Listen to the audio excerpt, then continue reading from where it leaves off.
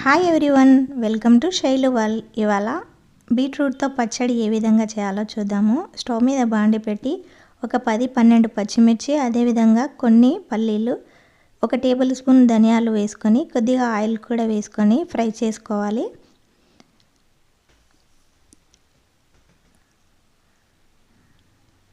ఇలా ఫ్రై అయిన తర్వాత వీటిని తీసి ఒక ప్లేట్లోకి పెట్టుకోవాలి. ఇవి చల్లారనివ్వాలండి.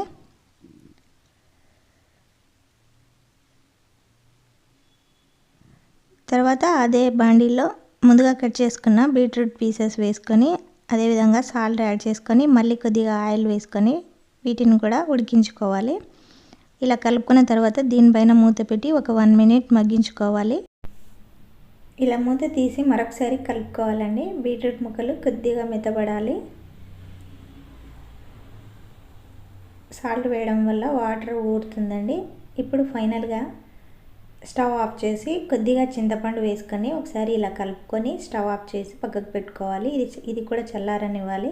ఇది చల్లారిన తర్వాత ఒక మిక్సీ బౌల్ తీసుకొని ముందుగా ఫ్రై చేసి పెట్టుకున్న పచ్చిమిర్చి వేసుకొని మిక్సీ పట్టుకోవాలి. ముందుగా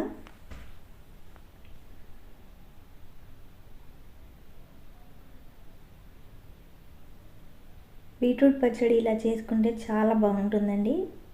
వీడియోలో చూపినట్టుగా మీరు కూడా చేసుకోండి, చాలా బాగుంటుంది. చూసారు కదా, ఈ విధంగా మిక్సీ పట్టుకోవాలి.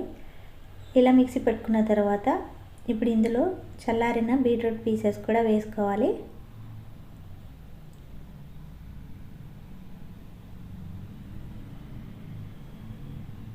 ఇలా వేసుకొని దీనిపైన మూత పెట్టి మిక్సీ పట్టుకోవాలండి. ఈ బీట్రూట్ చట్నీ హెల్త్కి చాలా మంచిదండి. బ్లడ్ లేని వాళ్ళకి కూడా బ్లడ్ ఇంప్రూవ్ అవుతుంది. డే బై డే కంపల్సరీ తీసుకోవాలి బ్లడ్ కావాలనుకున్న వాళ్ళు. ఇలా మూత తీసి కలుపుతూ మిక్సీ పట్టుకోవాలి.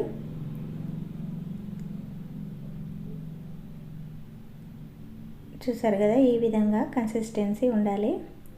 ఇప్పుడు ఇందులో పోపు పెట్టుకోవాలండి. బాండి పెట్టి ఆయిల్ వేసుకొని ఇందులో ఆవాలు, జీలకర్ర,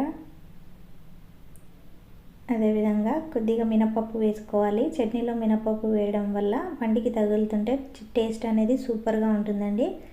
అదేవిధంగా ఎండుమిర్చి, కరివేపాకు, పసుపు కూడా యాడ్ చేసుకొని ఇది కొద్దిగా ఫ్రై అయిన తర్వాత ఇందులో ముందుగా మిక్సీ పట్టుకున్న బీట్రూట్ పచ్చడి వేసుకొని ఒక 1 మినిట్ పాటు కలుపుతూ ఫ్రై చేయాలి. ఇలా చేయడం వల్ల పచ్చి స్మెల్ లేకుండా ఉంటుంది.